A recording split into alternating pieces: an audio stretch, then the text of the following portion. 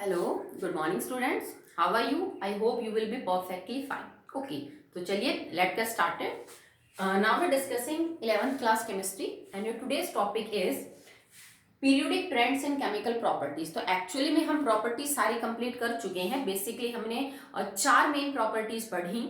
Periodic table में उनका variation देखा, ionisation enthalpy, electron gain enthalpy, atomic radius and last one is electron negativity. Okay, अब जब just हम इस चैप्टर को सम अप कर रहे हैं और एक लास्ट प्रॉपर्टी के बारे में पढ़ेंगे कि how it very in the group और period, and it is valence electron and valency, also the oxidation state. Okay, so इन तीन चीजों के बारे में हम पढ़ेंगे. वैलेंस इलेक्ट्रॉन कैसे वेरी करते हैं ग्रुप और पीरियड में, वैलेंसी कैसे वेरी करती है और ऑक्सीडेशन स्टेट कैसे वेरी करती है. ठीक है, ये सेम चीज है, इसमें कुछ भी अलग से हटके नहीं है. This is the same topic that you have study in the 10th class. Last chapter जो हमारे पास था, वेरिएशन क्या है उतना ही है, बहुत ज्यादा डिटेल में नहीं है आपकी. ठीक है, तो सबसे पहले बात करते हैं अबाउट द वैलेंस इलेक्ट्रॉन. तो what are the valence electron? The electrons that are present in the valence shell, in the valence shell. Valence shell से आप ये समझ लीजिए the outer most shell. Okay, सबसे बाहर वाली शेल के अंदर जो इलेक्ट्रॉन मौजूद होते हैं किसी भी एटम में, उनको हम वैलेंस इलेक्ट्रॉन बोलते हैं. ये 1 2 3 4 5 हो सकते हैं. ठीक है, पर ये कोई जरूरी नहीं है कि जो वो वैलेंस शेल होगी वो एक ही होगी. कई बार आपको ऐसा भी देखने को मिलेगा कि जो वैलेंस इलेक्ट्रॉन है वो एक से ज्यादा सब शेल में प्रेजेंट है. यहाँ जो मैं शेल लिख रही हूँ ना, this is the main shell. ठीक है, कुछ एलिमेंट्स के जो वैलेंस इलेक्ट्रॉन है वो एक मेन शेल के अंदर पाए जाते हैं, but sometimes they can have two shells, two main shell. जैसे कि फॉर एग्जाम्पल मैं आपको समझाऊं, अगर मैं सोडियम की बात करूं तो it is 1s2 2s2 and 2p6 and 3s1. यहां सोडियम का वैलेंस इलेक्ट्रॉन एक है और वो थर्ड मेन शेल के अंदर है और s उसकी सब शेल है. ओके, नेक्स्ट अगर मैं बात करूं about phosphorus, then it is 1s2 2s2 2p6 3s2 3p3. 15 हो गए. ठीक है, अब यहाँ पे जो वैलेंस इलेक्ट्रॉन है फास्फोरस के वो थर्ड मेन शेल में है. ठीक है, बट थर्ड मेन शेल में से जो 2 इलेक्ट्रॉन है वो s में है और 3 इलेक्ट्रॉन जो है वो किस में है बेटा, p सब शेल में. ओके, टोटल वैलेंस इलेक्ट्रॉन यहाँ पे 3 और 2 5 है, but they are present in the different sub shell s और p, but their principal quantum number is same. But sometimes it may happen that उनके प्रिंसिपल क्वांटम नंबर भी अलग हो, 2 अलग अलग सब शेल्स हों और उनके अंदर वैलेंस इलेक्ट्रॉन हो. ये केस होता है बेटा डी ब्लॉक एलिमेंट्स का. जब मैंने आपको शुरू में ब्रीफ किया था कि what R D F and P block elements, तो मैंने बताया था आपको कि डी ब्लॉक एलिमेंट्स पी और एस ब्लॉक एलिमेंट से डिफर होते हैं. किस मायने में कि इनके जो वैलेंस इलेक्ट्रॉन है वो 2 सब शेल्स में प्रेजेंट होते हैं. कौन सी में? n-1d में और ns 2 में. अगर ये 4 है तो ये 3 है, अगर ये 5 है तो ये 4. जैसे मान लो मैं एक केस ले लूं, for example I have taken the case of like chromium. Chromium के एक्सेप्शनल कॉन्फ़िगरेशन थे ना, याद होगी आपको. तो मैं आउटर इलेक्ट्रॉनिक की कॉन्फ़िगरेशन लिख देती हूँ क्योंकि हमें तो वैलेंस इलेक्ट्रॉन ही देखने. It is 3d5 and 4s1. याद है ना आपको कि s के 2 में से एक आगे चला गया था हाफ फील्ड के लिए. ठीक है, अब यहाँ पे सॉरी बेटा, वैलेंस इलेक्ट्रॉन का केस अगर आप डिस्कस करो तो ये मेरी डी सब शेल है भाई. 3 प्रिंसिपल क्वांटम नंबर भी मैच नहीं कर रहे, 4 और 3. ये डी सब शेल, ये s. तो 3d के अंदर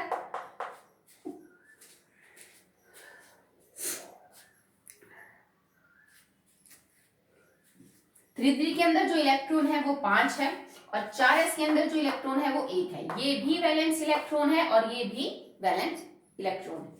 तो यहाँ पे 2 सब शेल्स के अंदर आपके जो इलेक्ट्रॉन है बेटा वो प्रेजेंट है, जो कि एक्चुअली में अलग अलग है. यू नहीं है कि प्रिंसिपल क्वांटम नंबर एक ही, उनकी सब शेल अलग अलग है.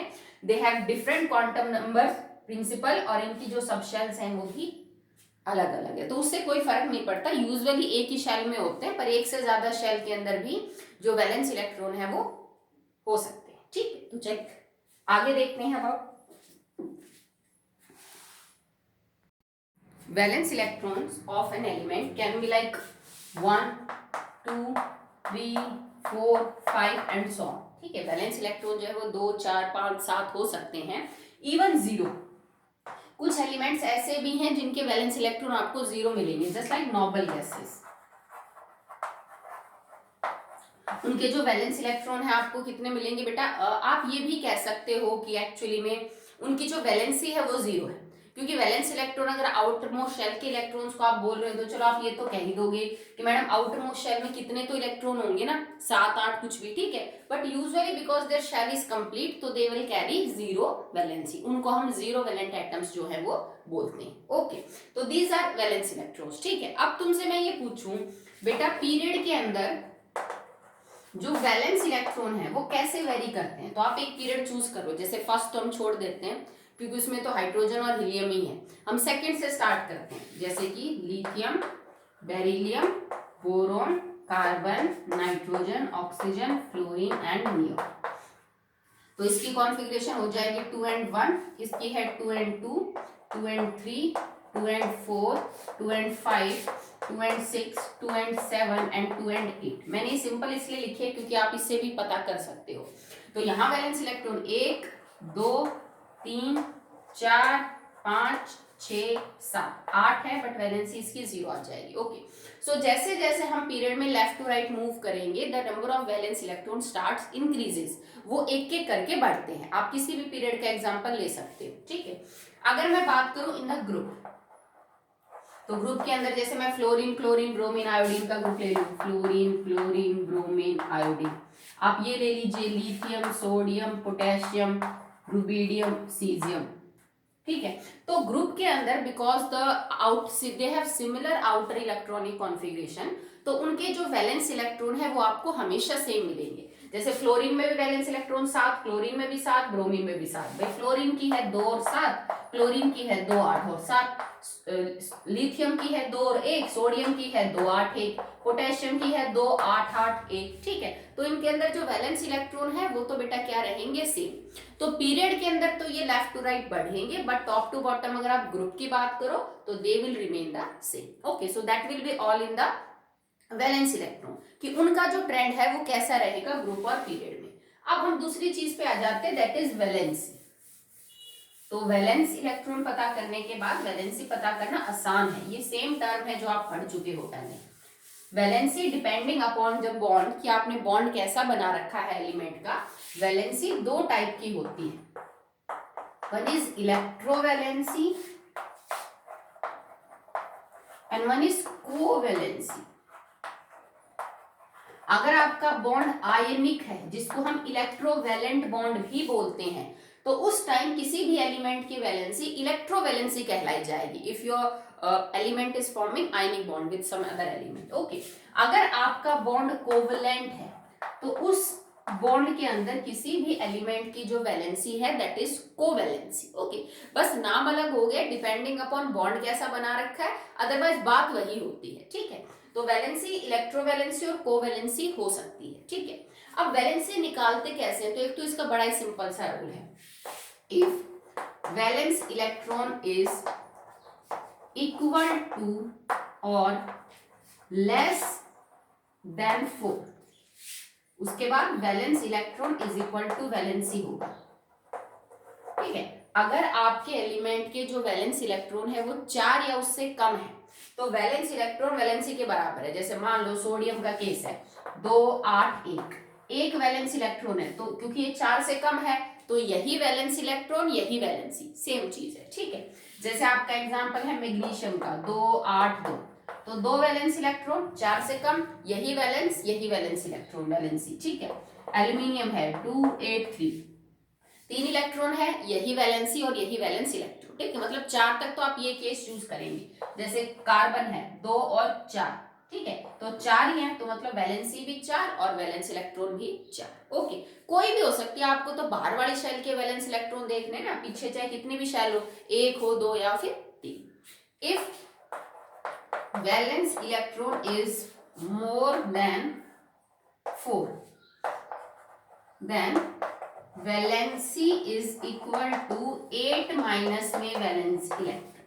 ओके, वैलेंसी कुछ नहीं बेटा, वैलेंसी कंबाइनिंग कैपेसिटी होती है किसी भी एलिमेंट की, ठीक है। It is the combining capacity of an element. हमें पता है कि कोई भी एलिमेंट, चाहे वो मेटल हो या नॉन मेटल हो, किसी दूसरे एलिमेंट के साथ सिर्फ इसलिए बॉन्ड बनाता है ताकि उसका डुप्लेट या ऑक्टेट पूरा हो जाए। तो वो कितने बॉन्ड बनाएगा, वो कितने इलेक्ट्रॉन शेयर करेगा, या वो कितने इलेक्ट्रॉन लूज और गेन करेगा, वो सिर्फ इसी बात पे तो डिपेंड करेगा ना कि ऑक्टेट या डुप्लेट पूरा करने में कितने देने पड़ेंगे या कितने लेने पड़ेंगे, ठीक है।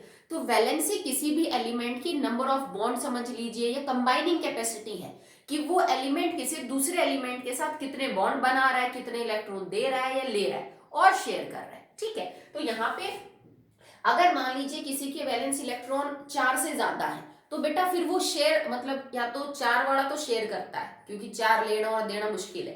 अगर 4 से कम वैलेंस इलेक्ट्रॉन है तो वो इनको देना प्रीफर करेगा।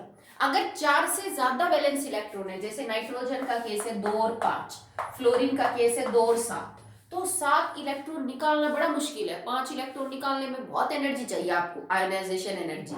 उससे बेटर है कि ये 2 या 1 इलेक्ट्रॉन या 3 इलेक्ट्रॉन ले ले, ठीक है। तो ये चाहेंगे कि 3 इलेक्ट्रॉन किसी से ले ले, ये चाहेगा कि 1 इलेक्ट्रॉन ले ले।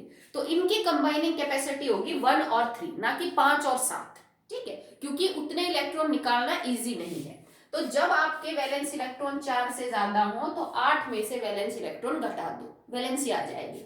जैसे नाइट्रोजन के केस में 5 वैलेंस इलेक्ट्रॉन है, तो 8 माइनस में 5, 3 इसकी वैलेंसी है। यहाँ पे 8 माइनस में 7, 1 इसकी क्या हो जाएगी बेटा, वैलेंसी हो जाएगी। ओके, सो अब अगर मैं आपसे पूछूं कि बेटा जो वैलेंसी है ना, उसका ट्रेंड बताइए आप ग्रुप और पीरियड में। भाई वैलेंस इलेक्ट्रॉन का तो हमने देख लिया, वैलेंस इलेक्ट्रॉन पीरियड में तो बढ़ते हैं और ग्रुप में सेम रहते हैं। अब बात करते हैं वैलेंसी की, तो हम सेकेंड पीरियड ही ले लेते हैं, इजी भी है, आप आराम से कॉन्फ़िगरेशन रिलेट करोगे। तो देखो, lithium, beryllium, boron, carbon, nitrogen, oxygen, chlorine and neon. तो इसके अंदर वैलेंस इलेक्ट्रॉन में वैलेंस इलेक्ट्रॉन लिख रही हूँ 1 2 3 4 5 6 7 8, और यहाँ पे मैं लिख रही हूँ valency, it is 1 2 3 4. now 8 minus 5 3, 8 minus 6 2, 8 minus 7 1 and 8 minus 8 0, तो 0 वैलेंट हो जाएंगे कौन, आपका जो नोबल गैसेस हैं वो। तो यहाँ पे वैलेंसी में हमने ट्रेंड क्या देखा कि शुरुआत में ये बढ़ा, एक मैक्सिमम वैल्यू तक चला गया और उसके बाद इसने घटना शुरू कर दिया। तो ये ट्रेंड होता है बेटा किसका, वैलेंसी का।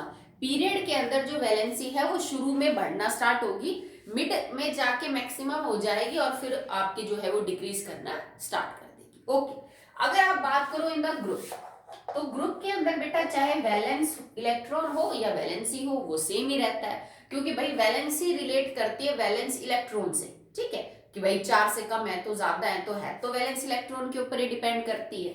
अगर वैलेंस इलेक्ट्रॉन ही सेम है ग्रुप में तो जाहिर सी बात है वैलेंसी भी सेम है। जैसे कि मैं एक एग्जांपल लूं सेकंड पीरियड का, सॉरी सेकंड ग्रुप का, ठीक है, it is beryllium, magnesium, calcium, strontium, barium या रेडियम। तो आपको पता है इन सबके वैलेंस इलेक्ट्रॉन 2 है, तो सबकी वैलेंसी 2 है, ठीक है। क्लोरीन, फ्लोरीन, ब्रोमीन, आयोडीन सबके 7 इलेक्ट्रॉन वैलेंस है, तो 8 माइनस में 7, सबकी वैलेंसी क्या है बेटा 1 है, ठीक है। तो ग्रुप के अंदर चाहे वैलेंसी हो चाहे वैलेंस इलेक्ट्रॉन हो, they will all remain the same. Okay, चलिए अब वैलेंसी और वैलेंस इलेक्ट्रॉन, तो ये टर्म तो आपने 10th में भी पढ़ रखी है। एक और नई टर्म हम यहाँ पे यूज करेंगे, दैट इज ऑक्सीडेशन स्टेट, जो छोटी क्लासेस में आप वैलेंसी पढ़ के आए हैं, ये ज्यादा टर्म यूज की जाती है oxidation state. What is oxidation state? It is simply the charge of N element in A compound. किसी भी कंपाउंड के अंदर किसी एलिमेंट के ऊपर क्या चार्ज प्रेजेंट है, वेदर इट इज पॉजिटिव और नेगेटिव, ठीक है, वो हम ऑक्सीडेशन स्टेट बोलते हैं। जैसे आपको पता है कि भाई मुझे अगर सोडियम और क्लोरीन का फॉर्मूला बनाना है, भाई सोडियम और क्लोरीन आपस में मिलके क्या कंपाउंड बनाते हैं, तुमने 9वीं में डिस्कस किया था इसको। तो हमें पता है सोडियम की वैलेंसी 1, क्लोरीन की वैलेंसी 1, सोडियम एक लूज करेगा, क्लोरीन एक गेन करेगा, फॉर्मूला हो जाएगा NaCl। क्लोरीन के ऊपर -1 क्योंकि उसने लिया, सोडियम के ऊपर +1 क्योंकि उसने इलेक्ट्रॉन दिया। तो सोडियम के ऊपर ये जो +1 चार्ज है, क्लोरीन के ऊपर ये जो -1 चार्ज है, this is oxidation state. The charge present on an element in the compound is known as oxidation state. हमें पता है सोडियम की वैलेंसी 1 है, हमें पता है क्लोरीन की वैलेंसी 1 है, पर दोनों में फर्क क्या है सोडियम और क्लोरीन में? क्लोरीन जो है वो 1 इलेक्ट्रॉन गेन करके अपने ऑक्टेट को पूरा करेगा, जबकि सोडियम 1 इलेक्ट्रॉन लूज करके अपने ऑक्टेट को जो है वो क्या करेगा बेटा, पूरा करेगा। तो ये जो चार्ज है ना, इनको हम बोलते हैं ऑक्सीडेशन स्टेट। चार्ज भी आप वैलेंसी और वैलेंस इलेक्ट्रॉन से रिलेट कर सकते हैं। जैसे कि आपके पास ये केस था, lithium, beryllium, boron, carbon, nitrogen, oxygen, fluorine, neon. भाई valence electron 1 2 3 4 5 6 7 8, these are valence electron. Valency 1 2 3 4 3 4 sorry 3 2 1 and 0। ठीक है, तो अब आगे देखिए इसमें आप, if we have valency and valence electron, then you can easily predict out about the oxidation state। इसको 1 इलेक्ट्रॉन लूज 2 3 लूज करने तक कोई प्रॉब्लम नहीं है, क्योंकि 1 2 3 इलेक्ट्रॉन आप निकाल सकते हो, उसका ऑक्टेट डुप्लेट पूरा हो जाएगा। तो अगर ये लूज करेंगे तो दे हैव प्लस चार्ज, +1 +2 +3। ठीक है, चलिए अगर आप बात करो कार्बन की, तो 4 है, तो 4 देना लेना दोनों ही मुश्किल है, तो इट विल शेयर। पर उसके बाद फिर इलेक्ट्रोनेगेटिविटी का जो डिफरेंस है, मैंने लास्ट वीडियो में बताया, उससे कार्बन पे पॉजिटिव नेगेटिव चार्ज आएगा। ये वाले जो एलिमेंट है they will prefer to gain electron, because obvious सी बात है, इनको 3 2 और 1 लेने हैं, बजाय कि 5 6 7 और इलेक्ट्रॉन क्या करने हैं, देने हैं। ठीक है, तो यहां से आप पता कर सकते हो कि अगर आप पीरियोडिक टेबल के लेफ्ट साइड में रहो तो आपको पॉजिटिव ऑक्सीडेशन स्टेट देखने को मिलेगी, और अगर आप राइट साइड में जाओगे तो आपको नेगेटिव ऑक्सीडेशन स्टेट्स देखने को मिलेंगे, ज्यादा स्टेबल। ठीक है, क्योंकि राइट साइड के अंदर नॉन मेटल्स है, they have tendency to gain electron, जबकि लेफ्ट साइड के अंदर आपके पास मेटल है, they have tendency to lose electron. Okay, किसी भी एलिमेंट की वैलेंसी, वैलेंस इलेक्ट्रॉन, उसकी ऑक्सीडेशन स्टेट पता करने के लिए आप 2 चीजें कर सकते हैं, क्योंकि मोस्टली जो कंपाउंड है ना बेटा, वो या फिर एलिमेंट जो है वो हाइड्रोजन और ऑक्सीजन के साथ बॉन्ड बना ही लेते हैं। आपको पता है ना, चाहे वो कोई मेटलॉइड हो, चाहे कोई मेटल हो, चाहे कोई नॉन मेटल हो, यूजुअली वो ज्यादातर रिएक्शन कर लेते हैं with metals and non metals और मेटलॉइड्स। तो आप उन कंपाउंड्स को स्टडी करके उसकी वैलेंसी, ऑक्सीडेशन स्टेट, इनके बारे में पता कर सकते हैं। जैसे आपने सोडियम के साथ रिएक्शन करी ऑक्सीजन की और आपका फॉर्मूला बना Na2। आपने मैग्नीशियम की रिएक्शन करी ऑक्सीजन के साथ, it will form MgO। Aluminium react with oxygen to form Al2O3।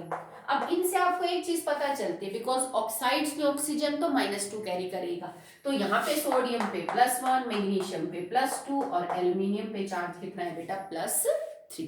ठीक है, जैसे मुझे एक कंपाउंड बनाना हो लाइक CCl4, कार्बन टेट्राक्लोराइड, और मैं पूछूं ये कोवलेंट कंपाउंड है, इलेक्ट्रॉन लॉस और गेन नहीं होंगे, शेयर होंगे। ठीक है, तो यहाँ पे कार्बन क्योंकि कम इलेक्ट्रोनेगेटिव है और क्लोरीन ज्यादा इलेक्ट्रोनेगेटिव है, तो हर क्लोरीन पे -1 आएगा। तो 4 क्लोरीन का -1 खाली कौन बैलेंस कर रहा है, कार्बन, तो कार्बन के ऊपर चार्ज क्या रहेगा, +4। तो किसी कंपाउंड के ऑक्साइड्स ले लिया आपने, कुछ के हाइड्राइड्स ले लिए, जैसे कार्बन की हाइड्राइड मीथेन हो गई, नाइट्रोजन की हाइड्राइड क्या हो गई, NH3 हो गई। अब इसमें भाई नाइट्रोजन ज्यादा इलेक्ट्रोनेगेटिव, हाइड्रोजन कम, तो इस पे नेगेटिव आएगा और इस पे चार्ज पॉजिटिव। यहाँ 3 नाइट्रोजन 3 पॉजिटिव देंगे, तो नाइट्रोजन कितना देगा, 1 3 नेगेटिव। तो कंपाउंड स्टडी करके एलिमेंट्स के आप उनके ऑक्सीडेशन स्टेट, उनकी वैलेंसी, उनके वैलेंस इलेक्ट्रॉन, ये सब जो है वो पता कर सकते हैं। ठीक है, तो इसमें कोई दिक्कत वाली बात नहीं आती। वैसे 9th 10th से तुम वैलेंसी, वैलेंस इलेक्ट्रॉन जो है वो सब पढ़ते हुए आ रहे। ओके, चलिए अगली बात करते हैं अबाउट सेकेंड पीरियड एलिमेंट। जो सेकेंड पीरियड के एलिमेंट है ना बेटा, वो कुछ प्रॉपर्टीज में अपने ग्रुप के अलावा किसी दूसरे ग्रुप के मेंबर को भी जो है वो रिजेंबल करते हैं। कैसे, जैसे मैंने लिखा lithium sodium, beryllium magnesium, boron aluminium. तो कुछ प्रॉपर्टीज में लिथियम मैग्नीशियम जैसा और बोरॉन एल्यूमिनियम जैसा है। ठीक है, जब आप कहोगे मैडम बेरिलियम और एल्यूमिनियम तो अलग अलग ग्रुप के हैं, भाई हमने 10th में ये पढ़ा है कि सेम ग्रुप के elements have similarity in the property and the reason behind this is the similarity in the outer electronic configuration. जो अलग अलग ग्रुप के एलिमेंट वो आपस में सिमिलरिटी कैसे दिखाते हैं, तो एक बात याद रखना, आपको इसको आगे पढ़ना भी पड़ेगा 11वीं और 12वीं में। किसी भी ग्रुप का जो पहला मेंबर होता है ना, वो अपने बाकी मेंबर से कई सारी प्रॉपर्टीज में अलग होता है। लिथियम अपने ग्रुप में कुछ अलग है, बेरिलियम अपने ग्रुप में अलग है, बोरोन अपने ग्रुप में अलग होगा, कार्बन अपने ग्रुप में अलग होगा, नाइट्रोजन अपने ग्रुप में, ऑक्सीजन अपने में, फ्लोरीन अपने में, ठीक है। किसी भी ग्रुप का जो फर्स्ट मेंबर है that is quite different in some properties, जो बाकी मेंबर्स हैं उनके रीजन भी अलग अलग होते हैं, क्योंकि पहले एलिमेंट का साइज बहुत छोटा होता है, उसकी आयोनाइजेशन एनर्जी बहुत हाई होती है, उसके पास डी ऑर्बिटल नहीं होते कॉन्फ़िगरेशन में, कई सारे रीजन हो सकते हैं इसका, ठीक है। बट इन दोनों में क्या कनेक्शन है, अगर आप सेकेंड और थर्ड पीरियड के एलिमेंट्स को देखो, सो दे आर डायगोनली सिमिलर। भाई ये इसके डायगोनल में है, ये इसके डायगोनल में है। बेरिलियम मैग्नीशियम सेम है, समझ आता है। बोरोन एल्यूमिनियम की प्रॉपर्टी सेम है, समझ आती है। बट लिथियम मैग्नीशियम से किन प्रॉपर्टीज में सेम है और क्यों है, बेरिलियम एल्यूमिनियम से किन प्रॉपर्टीज में सेम है और क्यों है, उसका कारण है देयर साइज। अगर मैं लिथियम से बेरिलियम की तरफ जाऊं तो साइज डिक्रीज करेगा, अगर मैं बेरिलियम से मैग्नीशियम की तरफ आऊं तो साइज इंक्रीज करेगा। भाई लिथियम से बेरिलियम छोटा बट बेरिलियम से मैग्नीशियम बड़ा, और एक्चुअली में इनका जो साइज है ना इट इज सिमिलर, 2-4 पिकोमीटर का फर्क मिलेगा बट इनका साइज लगभग सेम सा है। तो जो जो प्रॉपर्टी साइज पे डिपेंड करती है, electronegativity, electron gain enthalpy, ionisation enthalpy, वो सारी प्रॉपर्टीज इनके अंदर सिमिलर मिलेगी। यहाँ पे देखो, बेरिलियम से बोरोन की तरफ जाएंगे तो आपका साइज घटेगा, जबकि बोरोन से अगर मैं एल्यूमिनियम की तरफ आती हूँ तो मेरा साइज बढ़ेगा। इधर घटा इधर बढ़ा, अप्रोक्सीमेटली दोनों का जो साइज है वो आपको क्या मिलेगा, सिमिलर सा मिलेगा। I am not using the word same because same नहीं होता है, सिमिलर मीन्स 2-4-5 पिकोमीटर का आपको जो डिफरेंस है वो देखने को मिल जाएगा। तो ऐसे सेकेंड और थर्ड पीरियड के एलिमेंट जो है वो डायगोनली भी एक दूसरे से रिजेम्बलेंस जो है वो क्या करते हैं बेटा, दिखाते हैं, ठीक है। चलिए अगला टॉपिक देखते हैं अपना, periodic trends and chemical reactivity.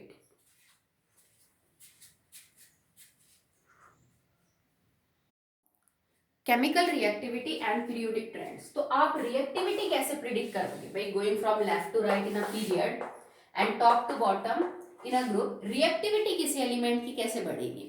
तो उसके लिए भी आप ऑक्सीजन हाइड्रोजन के कंपाउंड्स को यूज कर सकते हो। जैसे आपने ऑक्सीजन को बेस बना लिया, भाई कौन सा एलिमेंट ऑक्सीजन के साथ कितनी जल्दी रिएक्ट करता है, ठीक है, वो उतना ही जल्दी क्या हो जाए, वो ज्यादा क्या होगा, रिएक्टिव होगा। तो जैसे मैं ऑक्सीजन को बेस मान लूं तो आपको पता है कि लेफ्ट साइड में मेटल्स हैं, they are very reactive towards the oxygen, वो बहुत जल्दी रिएक्ट करके ऑक्साइड बना लेते हैं, ठीक है। So they will form basic oxide. जो आपके राइट साइड में है दैट आर नॉन मेटल्स, ठीक है, they will form acidic oxide. अगर मैं रिएक्टिविटी की बात करूं, they have tendency to gain 1 और 2 electron that are also very reactive. अगर आप लेफ्ट में मेटल्स की बात करें, ग्रुप 1 और 2, they have tendency to lose 1 और 2 electron, so they are very reactive. तो एक्सट्रीम लेफ्ट में और एक्सट्रीम राइट में जो आपके पास मेटल और नॉन मेटल हैं वो बड़े रिएक्टिव हैं, क्योंकि बेटा जितने इलेक्ट्रॉन्स की कमी या जितने इलेक्ट्रॉन एक्सेस होंगे वैलेंस शेल में उतने ही जल्दी वो बाहर निकलेंगे। अगर किसी में 3 इलेक्ट्रॉन फालतू हैं तो उसको टाइम लगेगा 3 निकालने में, ज्यादा एनर्जी लगेगी। किसी को 3 लेने हैं उसमें भी एनर्जी इन्वॉल्वमेंट होगा। अगर एक ही इलेक्ट्रॉन लेना या देना है तो that process will be quick, fast and it is very stable. तो ग्रुप 1 जिसमें 1 इलेक्ट्रॉन लूज करना है, ग्रुप 17 जिसमें 1 इलेक्ट्रॉन गेन करना है, that will be more reactive. Sodium, fluorine, chlorine ये आपको काफी रिएक्टिव मिलेंगे। नोबल गैसेस की बात नहीं कर रहे हैं क्योंकि वो आपको पता है रिएक्टिव नहीं है, वो लगभग इनर्ट जो है या नोबल हम उनको मानते हैं। जो बीच के एलिमेंट्स हैं जैसे डी ब्लॉक एलिमेंट्स आ गए, भाई S block, P block elements अच्छे खासे रिएक्टिव हैं। बीच में जो डी ब्लॉक एलिमेंट्स है उनकी रिएक्टिविटी कंपैरेटिव क्या है, लेस है, ठीक है। ये एलिमेंट्स रिएक्ट करते हैं बेसिक ऑक्साइड बनाने के लिए, ये एलिमेंट्स रिएक्ट करते हैं एसिडिक ऑक्साइड बनाने के लिए, ठीक है। डी ब्लॉक एलिमेंट्स में बड़ी वेरिएशन होती है, वेरिएशन ऑक्सीडेशन स्टेट में भी बहुत होती है। यूजुअली उनका एक ही एलिमेंट 3-3, 4-4, 5-5 ऑक्सीडेशन स्टेट शो करता है। जैसे मैग्नीज किसी कंपाउंड में +2 है, किसी में +3 है, किसी में +5 है, किसी में +7 है। क्रोमियम कभी +4 है, कभी +3 है, कभी +6 है। आयरन कभी +2 है, कभी +3 है। ठीक है, तो कई सारी ऑक्सीडेशन स्टेट है। कॉपर +1 है, +2 है, मरकरी +1 है, +2 है। ठीक है, तो अलग अलग वेराइटी है, तो इनके ऑक्साइड्स में भी वेराइटी मिलेगी। एक ही एलिमेंट की कोई ऑक्साइड एसिडिक, कोई बेसिक और कोई न्यूट्रल हो सकती है। डी ब्लॉक एलिमेंट्स ऐसा करते हैं क्योंकि उनका एक ही एलिमेंट अलग अलग टाइप की जो ऑक्साइड्स है वो बनाते हैं। जैसे मैग्नीज की एक ऑक्साइड है Mn2O7, ये एसिडिक ऑक्साइड है। अगर मैं MnO की बात करूं, ये आपको एक बेसिक ऑक्साइड मिलेगी। अगर मैं MnO2 की बात करूं, ये लगभग आपको एम्फोटेरिक ऑक्साइड मिलेगी। मतलब +4 में एम्फोटेरिक, +2 में बेसिक और +7 में ये एसिडिक है। तो बीच के एलिमेंट्स में तो तीनों टाइप के ऑक्साइड्स मिलेंगी। जो नॉन मेटल है वो जनरली एसिडिक या न्यूट्रल भी बना लेते हैं कभी कभी, जैसे NO है, जैसे CO है, जैसे H2O है। ये हाइड्रोजन, नाइट्रोजन, कार्बन की ऑक्साइड है, that are neutral in the nature. Metals की यूजुअली आपको क्या मिलेंगी, बेसिक। और जो बॉर्डर लाइन पे हैं, जो मेटल नॉन मेटल के बॉर्डर लाइन पे मेटलॉइड्स के पास हैं, वो एम्फोटेरिक भी बनाते हैं। उनमें दोनों कैरेक्टर मिलेंगे आपको, एसिडिक और बेसिक। जैसे तुमने 10th में पढ़ा है about zinc oxide and Al2O3। हम रिएक्शन करके भी इस बात को प्रूव कर सकते हैं that these have amphoteric behavior. Zinc oxide can react with base or can react with acid. Al2O3 can react with base and can react with acid. ठीक है, तो अगर तुम किसी पीरियड के अंदर जर्नली ऑक्साइड्स का बिहेवियर देखो तो आपको क्या देखने को मिलेगा। जैसे मैं लूं सोडियम वाला period, sodium, magnesium, aluminium, silicon, phosphorus, उसके बाद like sulphur, chlorine and argon. तो इनकी ऑक्साइड आपको मिलेंगी basic, these are actually metals, these have basic oxide. Aluminium की आपको मिलेगी एम्फोटेरिक। इनकी ऑक्साइड्स आपको, आर्गन तो बनाएगा ही, इसको कट कर दीजिए। इनकी ऑक्साइड्स आपको मिलेंगी एसिडिक। पर इन चारों की ऑक्साइड एसिडिक बराबर तो नहीं हो सकती, इन दोनों की बेसिक बराबर तो नहीं हो सकती। तो इधर जब आप जाओगे ना तो एसिडिक कैरेक्टर इंक्रीज होता है। तो सिलिकॉन से ज्यादा फास्फोरस की ऑक्साइड एसिडिक, फास्फोरस से ज्यादा सल्फर की ऑक्साइड एसिडिक, और सल्फर से ज्यादा क्लोरीन की ऑक्साइड एसिडिक मिलेगी। ठीक है, अगर इधर एसिडिक कैरेक्टर बढ़ रहा है तो मतलब बेसिक कैरेक्टर घटेगा। ठीक है, तो इसका मतलब बेसिक कैरेक्टर घट रहा है तो सोडियम की हो जाएगी मोर बेसिक और मैग्नीशियम की हो जाएगी less basic. This is the trend in the period. तो ग्रुप की बात करें तो अपोजिट हो जाएगा। अगर पीरियड के अंदर एसिडिक कैरेक्टर बढ़ रहा है तो ग्रुप के अंदर जो एसिडिक कैरेक्टर है वो आपका क्या कर जाएगा बेटा, डिक्रीज कर जाएगा। ठीक है, सो अब हमारे पास कुछ एक्सरसाइज हैं जो अभी टॉपिक हमने किया, वैलेंसी, वैलेंस इलेक्ट्रॉन, इनके ऊपर कुछ क्वेश्चंस दे रखे दैट आर वेरी सिंपल। सो उनको कर लेते हैं, फिर आपका चैप्टर जो है वो कंप्लीट हो जाएगा। ये कोई बहुत ज्यादा मेन चैप्टर नहीं है, सब कुछ पढ़ाने के बाद बस वो थोड़ा सा कंक्लूड कर रहा है, nothing else. Predict the formula of stable binary compound that would be formed by the following pair of elements. आपको दो एलिमेंट दे रखे हैं और ये बताना है कि इन दोनों एलिमेंट के आपस में जुड़ने से जो बाइनरी कंपाउंड, मतलब दो एलिमेंट का कंपाउंड बनेगा, वो स्टेबल कौन सा होगा। पहला है सिलिकॉन और ऑक्सीजन। भाई सिलिकॉन भी नॉन मेटल, ऑक्सीजन भी नॉन मेटल, इन दोनों के जुड़ने से स्टेबल कंपाउंड कौन बनेगा। तो देखो बेटा, सिलिकॉन है कार्बन फैमिली का, है ना, कार्बन फैमिली का। कार्बन फैमिली की जो ऑक्सीडेशन स्टेट मिलेंगी वो आपको +2, +4 इस तरह से देखने को मिलेंगी। ठीक है, चलो इसको भी छोड़ो आप ऑक्सीडेशन स्टेट को, आप इसके वैलेंस इलेक्ट्रॉन देखो। सिलिकॉन के वैलेंस इलेक्ट्रॉन कितने हैं बेटा, 4। तो इसकी वैलेंसी भी कितनी होगी, 4। भाई इसकी वैलेंसी है 4 और ऑक्सीजन की वैलेंसी तो 2 होती है, 8 - 6 2। फॉर्मूला क्या बनाओगे, क्रॉस मल्टीप्लाई करोगे, 4 और 2, सिलिकॉन 2, ऑक्सीजन 4, 2 कॉमन ले सकते हैं, silicon dioxide, that will be the stable formula. Same 9th का टॉपिक यूज करेंगे। अगला है एल्यूमिनियम एंड ब्रोमाइड। एल्यूमिनियम और ब्रोमाइड, एल्यूमिनियम की वैलेंसी 3 + 3, ब्रोमीन की वैलेंसी 1, क्रॉस मल्टीप्लाई कर दीजिए, it is AlBr3, aluminium tribromide.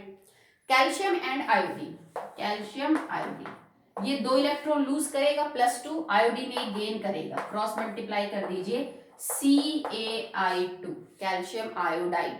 अगला है एलिमेंट 114 एंड फ्लोरीन।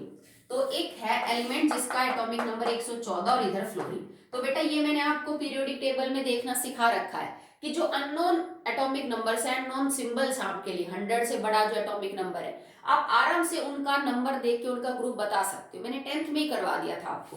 तो ये 14वें ग्रुप का है बेटा। अब 14वें ग्रुप की जो वैलेंसी है दैट इज 4। तो आप यहाँ क्या लिखोगे, 114 वाले की तो है 4 और फ्लोरीन की है 1। क्रॉस मल्टीप्लाई करोगे तो जैसे मान लो उस एलिमेंट को मैंने ए मान लिया, तो फॉर्मूला क्या बन जाएगा, AF4।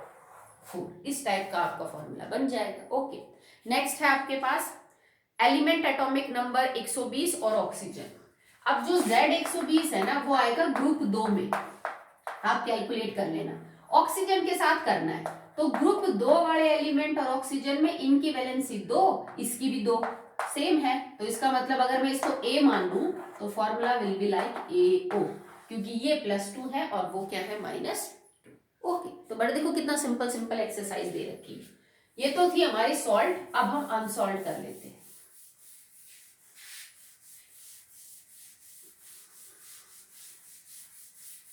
चलिए, अनसॉल्व एक्सरसाइज है, predict the formula of stable binary compound. Same है और आपको 2 एलिमेंट दे रखे हैं, कैल्शियम ऑक्सीजन।